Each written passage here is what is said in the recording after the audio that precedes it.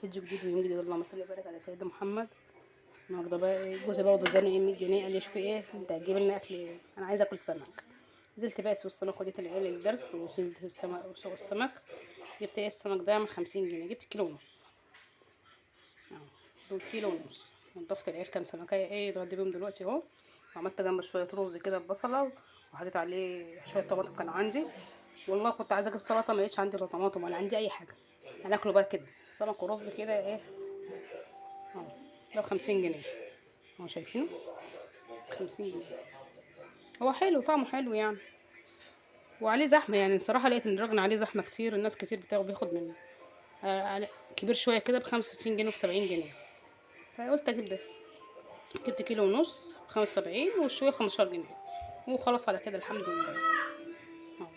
انا هروح انضف بقى العيال دلوقتي السمك هيتغديهم. على ما يجي جوزي ايه اكل معاه. معلقة بره. معلقة بره والله. اشوفكم على خير يا حبايب قلبي، ومع السلامة، باي باي.